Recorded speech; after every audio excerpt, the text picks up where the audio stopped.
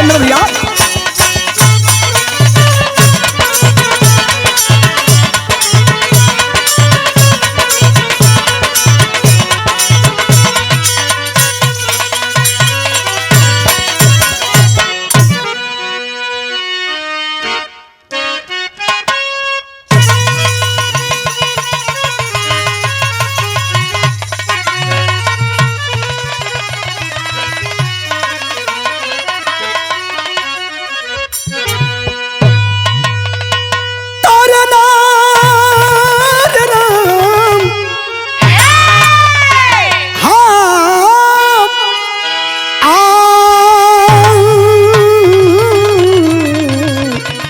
भोले बाबा जोगिया हो मोरे राम।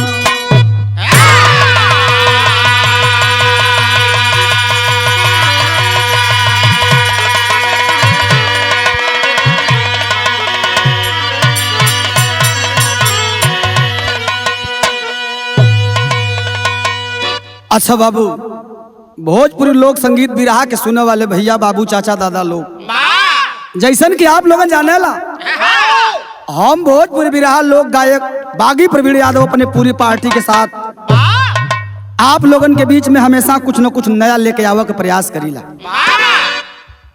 आज की रिकॉर्डिंग हमारे बड़े भैया अब मन्नू यादव जी के देख रेख में और हरिओम रिकॉर्डिंग स्टूडियो आजमगढ़ के सौजन्य से जाई। ये हमार गीत आप लोगन के आदित्य लाल म्यूजिक बैंजर तले मिली सुने के। गाओ बजाओ में कहीं से कोनो त्रुटि हो जा, गलती हो जा, क्षमा का याचक है आपका भाई। 4 लाइन कवि जी भूमिका के तहत भाव लिखना। भाव कैसे लिखना भैया?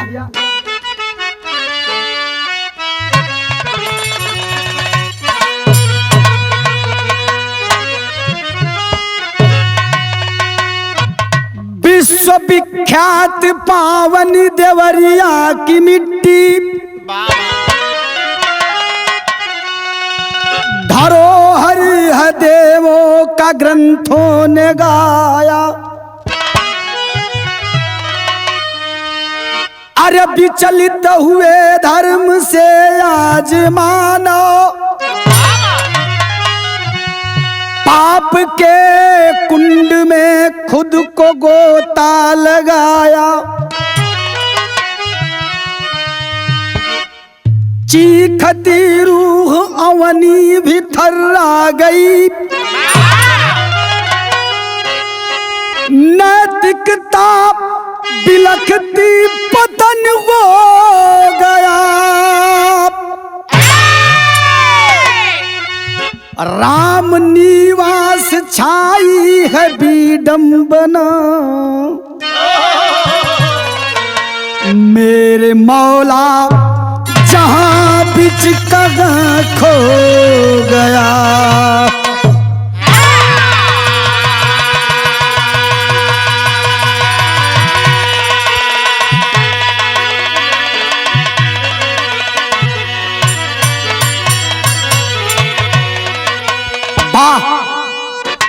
बारे कबीर जी, राम निवास छाई है विडंबना, मेरे मौला जहां बीच कहाँ खो गया।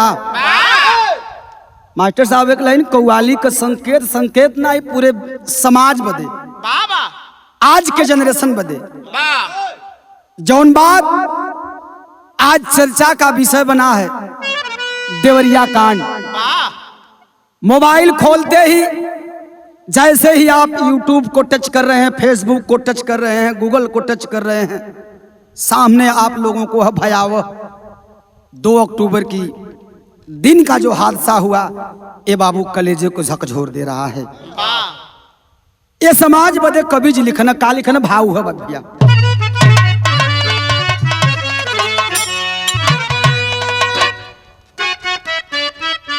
वाह, कहा था वो कवि जी, अरे बैरी बनाया मानो कमानो, कि बैरी बनाया मानो कमानो, बना बेरहम ना रहम था रहा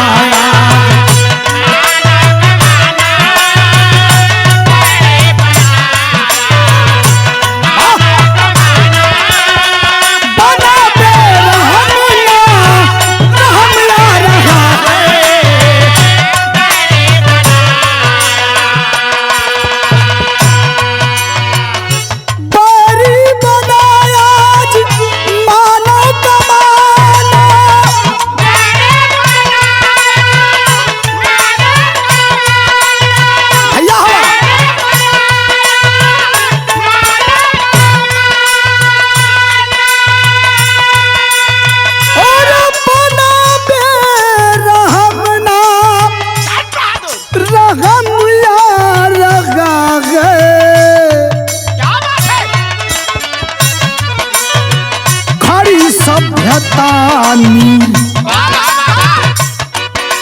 अरे खड़ी सभ्यता नीर नजरों में लेके, खड़ी सभ्यता नीर नजरों में लेके, जमाना किधर से किधर जा रहा है।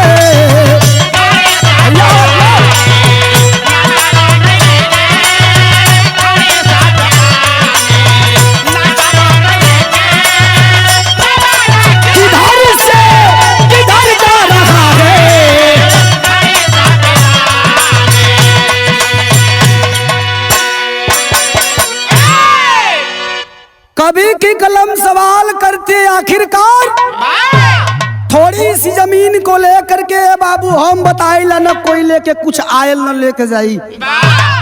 संसार है जमाना गवाह है, आखिर क्या मिल गया।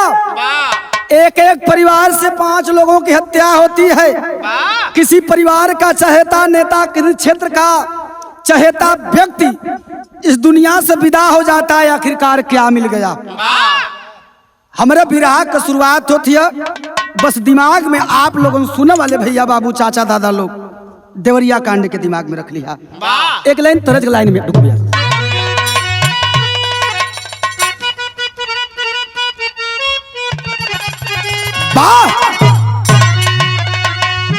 कौनो मेहरारू अपना दुल्हा से रिसिया के फोन कैल, कहलो सुनो सावन सावन कोई के तू कातिक अगहन बिता देला, फगुआ नक्षात कटनी के बेला आवले हमर बात सुनला।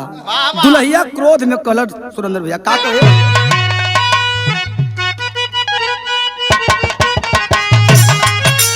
यह कहे अरे फेंक दे बलवाना,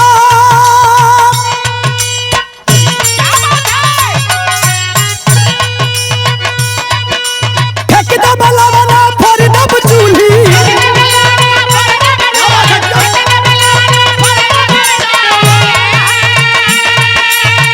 दुल्ही कहे ढुक भैया, फेंक दे बलवाना फोड़ दब चूल्ही, छोड़ दब तो घर घर पिया, चैत में आवाना तो धरब नहीं हर पिया, चैत में आवाना तो भागब नहीं।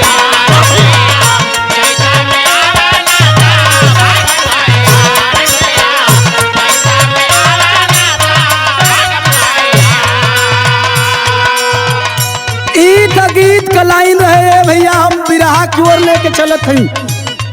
बात कैसन हो, कहाँ कहो कवि जी लिखत हो, का लिखल भैया, कि समय बड़ा बलवान ये बाबू,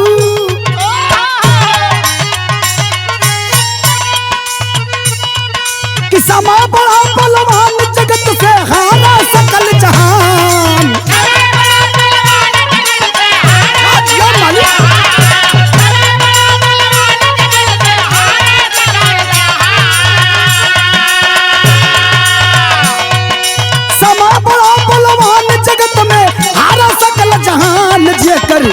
भेदवा बतावे बाबू बेदवा पुराण, जे करी भेदवा बतावे बाबू बेदवा पुराण।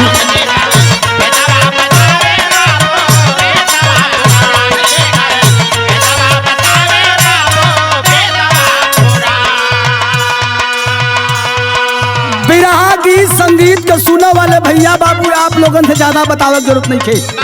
आप लोग परिपक्व हुए बात से का, कोतवाली रुद्रपुर में फतेहपुर गाँव बा,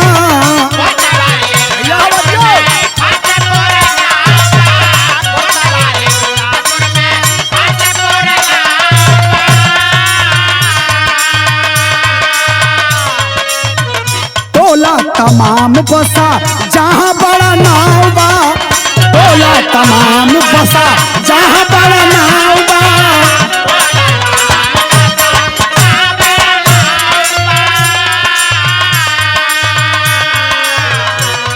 हमार विराह शुरुआत हो गई है, गीत शुरुआत है रुद्रपुर देवरिया के अंतर्गत फतेहपुर गांव बा, कोतवाली रुद्रपुर बा। तब मामला का रहे, कवि जी लिखल, छिड़ा जमीनी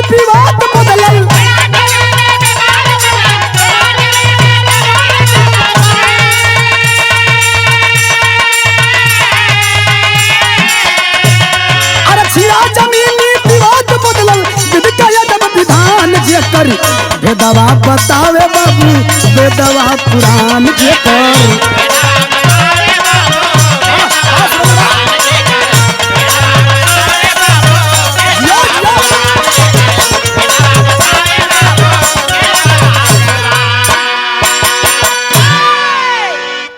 ए बाबू, यूट्यूब के माध्यम से तमाम कलाकार साथियों की आवाज से इस गीत को आप लोग सुने। बात जानल पहचानल एक जमीन का विवाद रहे। एक मौजावा टोला कई ठे है, वही में रहत के है भैया। कवि जी अंतरा के लाइन संकेत करत हूँ। अब है पूरा टोला हवा के रहले निवासी। यो, यो।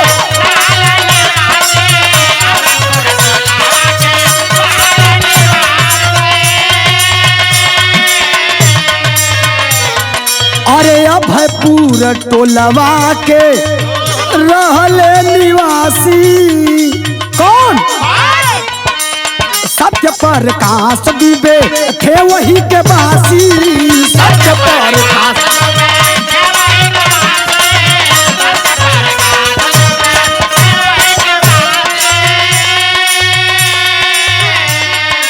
अभयपुर टोला का रहे वाला सत्य प्रकाश दुबे उनकर एगो छोट भाई होवन के कवि जी लिखत का साधु दुबे मुनि के भाई।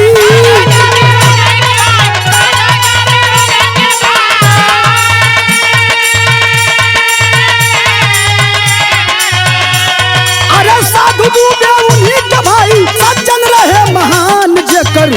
भेदवा बतावे बाबू बेदवा पुराण जेकर।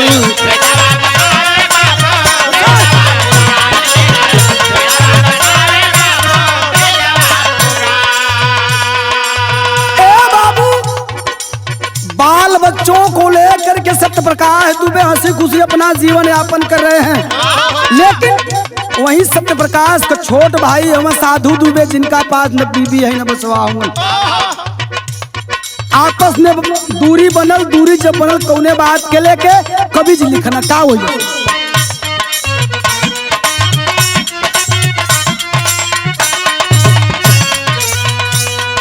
अरे भाई औरी भाई के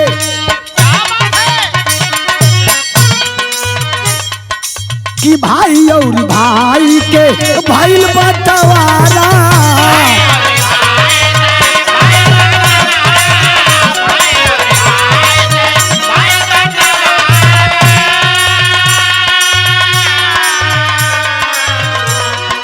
कि भाई और भाई के भइल बंटवारा।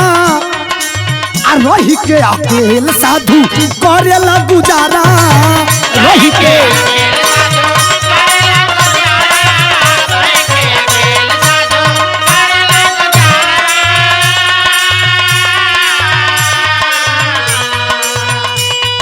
कि बदलल मूड विचार बनल।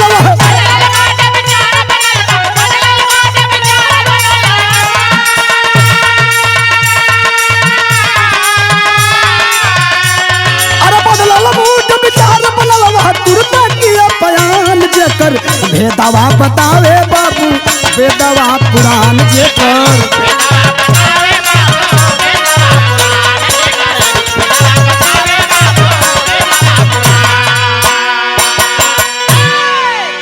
ए बाबू, दोनों भाई में बंटवारा हो गए, अपन अपन जमीन बटाई गई। सत्य प्रकाश दुबे का छोट भाई साधु दुबे अपन रोजी रोटी चलावत हम, जीविका चलावत हम, लेकिन केकरे संपर्क में रहत हम, कहाँ रहत हम मास्टर। गीत बदल गई।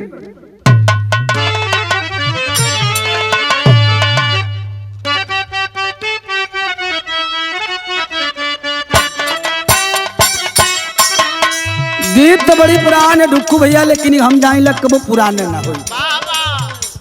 वह गीत है कौनो भौजाई नन से कहे का कहे। अरे पियावा दुल्हा पियावा मिलल बालल मुंगा देखल सपनवा रे नदी।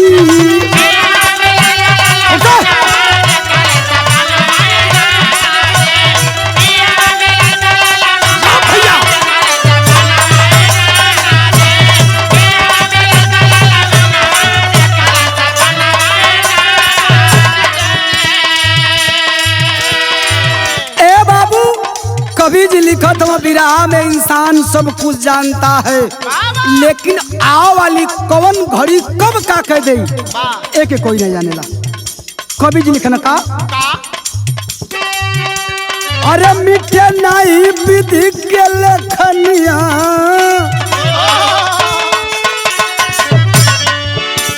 मिटे नहीं विधि के लेखनिया, जाने सारी दुनिया ये भैया। मिटे नहीं विधि के लेखनिया, जाने सारी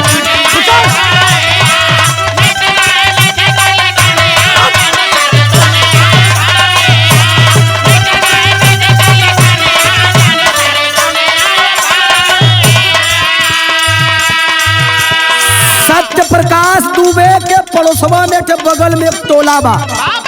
वो टोला कर रहे वाला के रहे कवि जी लिखत हूँ प्रेमचंद यादव लहरा टोला के नामी।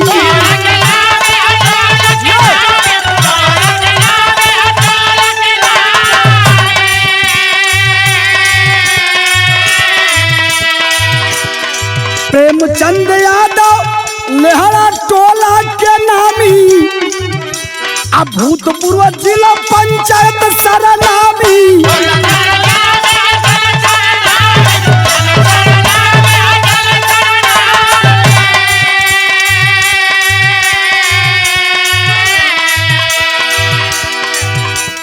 आइले साधु दुबे वही जुनिया, आइले साधु दुबे वही जुनिया, जाने सारी दुनिया ये भैया।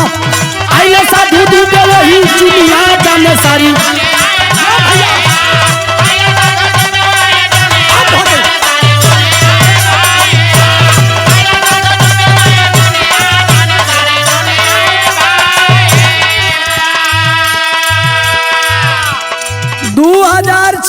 में जब जिला पंचायत हुआ करते थे प्रेमचंद यादव लेहड़ा टोला का रहे वाला साधु दुबे पहुंचल प्रेमचंद से कल महाप्रधान जी एगो काम करो, हमार जमीनिया तू रजिस्ट्री करवा लो, हमारा खैला बनौला में बहुत दिक्कत, तोहरे पास बहुत सिस्टम, बहुत लोग खात जिये थ, हमहू ये अपन जिंदगी यापन कर चाहते। बाबा के बात मान के प्रेमचंद यादव जिला पंचायत सदस्य कैला का कवि जी के लिखाई पड़ल।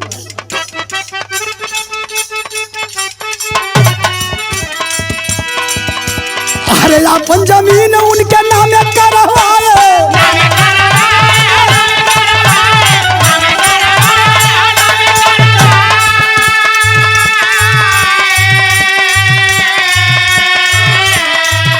साधु दुबे को 10 बीघा जमीन प्रेमचंद यादव के नाम हो गई। प्रमाण मिला बाबू की जमीन खारिज दाखिल भी हो गई। इसके बावजूद भी जाकर के साधु दुबे के बड़े भैया प्रेमचंद सत्य प्रकाश दुबे जाय के मुकदमा कदन दीवानी कदन। आज जब मुकदमा भेल तब कवि जी के लिखे को भेल का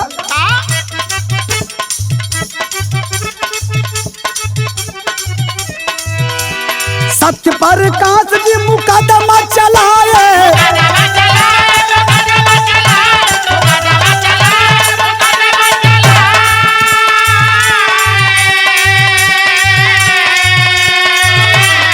जब दोनों ओर से मुकदमा हो गया तब कवि जी लिखत हो दुराव पैदा हो गया साथियों। कैसे? अरे धीरे धीरे बढ़ल परेशानिया, जाने सारी दुनिया ये भैया। धीरे धीरे बढ़ल परेशानिया, जाने सारी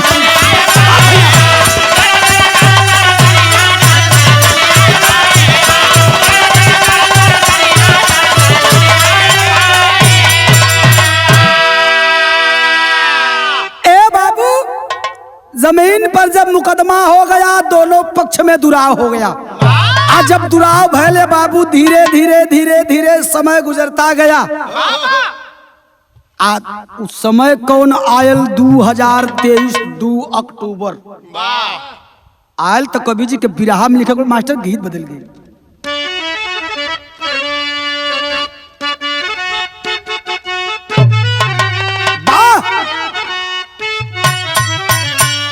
सुरेंद्र भैया कोनो शौकीन मेहरारू अपना दुल्हा से फरमाइश के कल सुना बड़ कमैला एक काम करा, कहे का कि हमारे पैजे,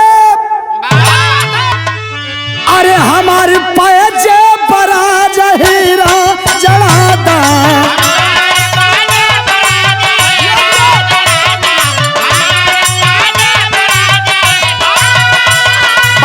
जियो अरे जियो लाल हीरा जलाता अरे हीरा जलाता हमारे पैसे पर आजा हीरा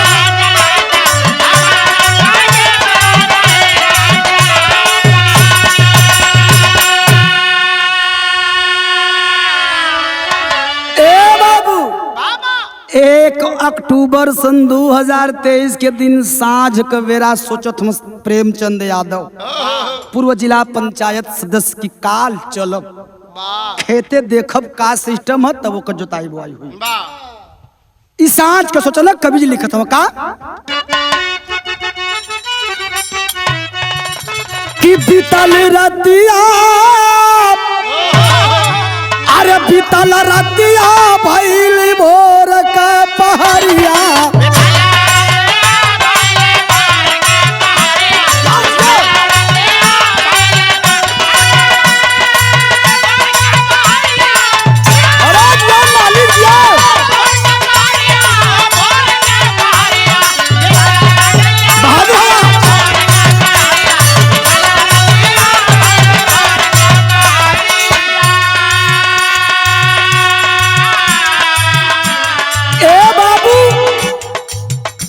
रात बीत गई सुबह हो गई सवेरे में दतुअन न कैला प्रेमचंद यादव की धर्म पत्नी चाय लेकर खड़ी हैं कहाँ जाता रसैया पीला कन जात है और बे आई पे चाय पिए यह कोई के निकलना लेकिन कौन जानता है कि सामने मौत खड़ी है कवि जी लिखला अरे हो क्या रही जवन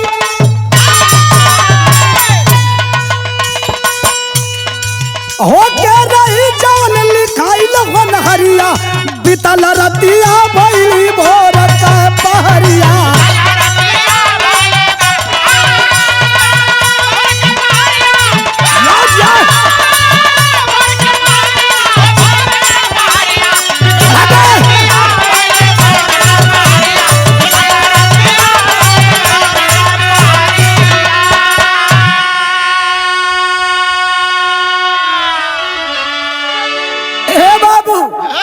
प्रेमचंद गाड़ी उठौला अकेला चल रहलन आज चलल हम जमीन के तरफ तो टाइम कौन रहा दिन कौन रहा कवि जी लिखल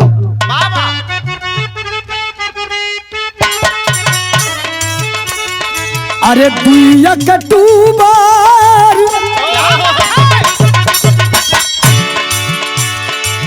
2 अक्टूबर सोमवार वाला दिनवा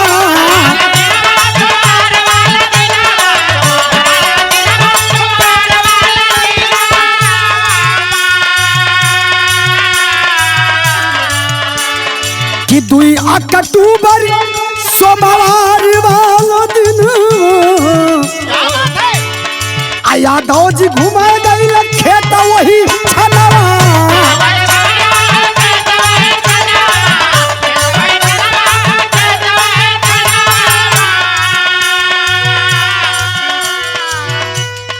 पड़ गई डूबे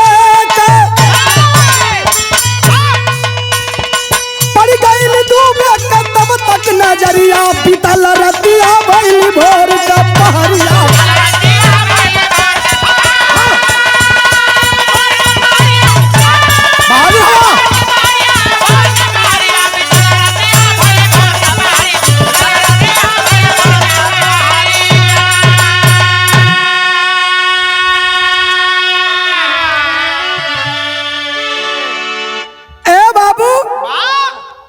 अपने लोगन के जुटायल ना जब दरवाजे पर प्रेमचंद यादव पहुंचल तो कैला का कवि जी के लिखे के पड़ा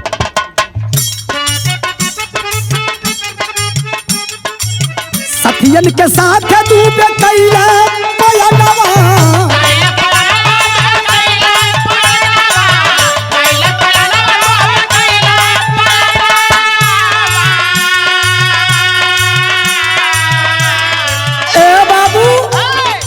बात में बात वहां पहुंच गई कि हाथापाई पे लोग उतर गई ना कालर का धरौल हो गई इतना में सत्य प्रकाश दुबे थे काम कैला का अरे सथियन के साथ दुबे कई के पयनावा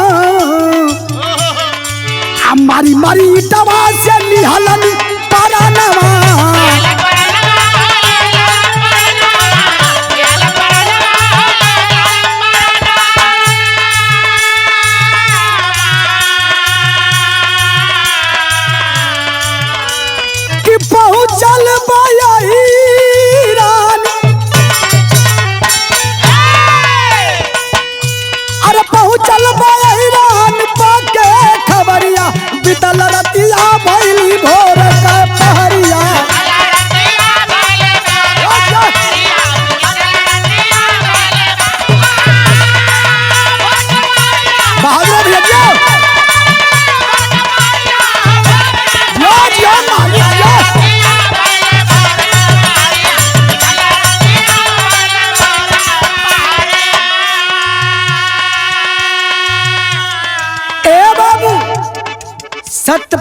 सुभाष दुबे प्रमाण मिला कि ईटा उठाए के मरना सर फट गल।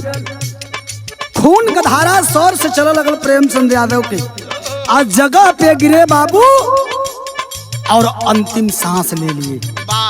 ये खबर जब यादव बस्ती में पहुंचल प्रेमचंद यादव के द्वारे, तो यादव जी के समर्थक लोग, उनके साथी लोग, परिवार के लोग लाठी भाला गणासा बल्लम बंदूक लेके चलल हम पंडित जी के घर के तरफ। आज जब चलना तो कैला का भैया,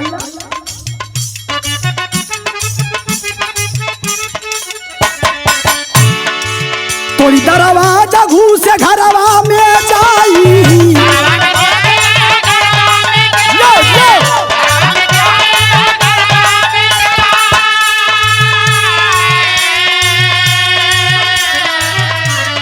अरे तोड़ी दरवाजा घूसे घरवा में जाई कि 5 जन के मार लिहल बदला चुकाई।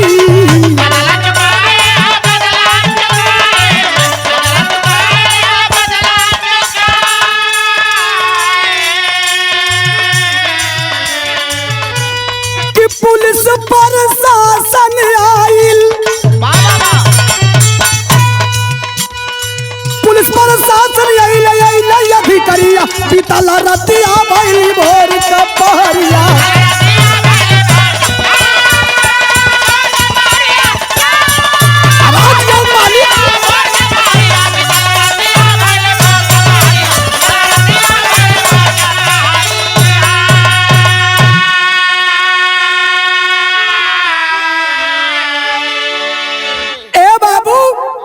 आनन फानन में दुबे जी के परिवार के 5 लोगों की निर्मम हत्या हो गई साथियों।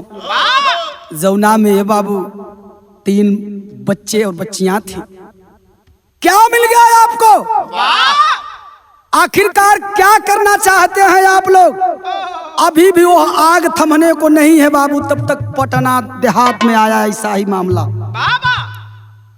कवि जी लिखते हैं चंद्रिका कवि जी की दुनिया चली गई, दुनिया से हम भी जाने वाले हैं। क्या पा जाओगे? अरे खाली हाथ आए हो, खाली हाथ जाना है। कवि जी आखिरी लाइन लिखना,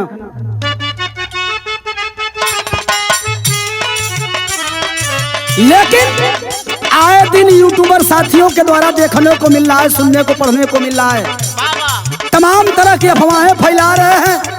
आज जोगी बाबा का बुलडोजर चलेगा तो आज ये होगा, आज वो होगा। ऐसा करके आपको क्या मिल जा रहा है भैया? कवि जी की कलम संकेत करती है कैसे?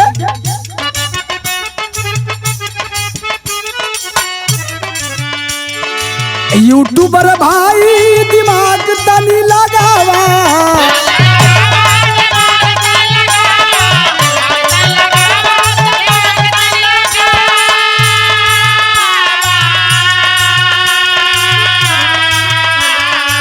जनता के बीच अफवाह ना फैलावा।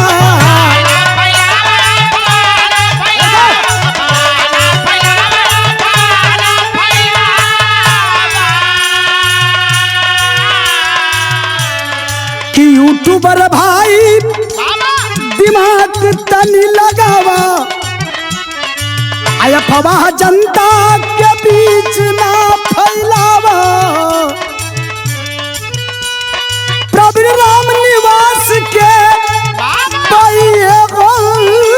जोरिया, कि प्रवीण राम निवास के भाई जोरिया बीतल रतिया भइली भोर का पहरिया।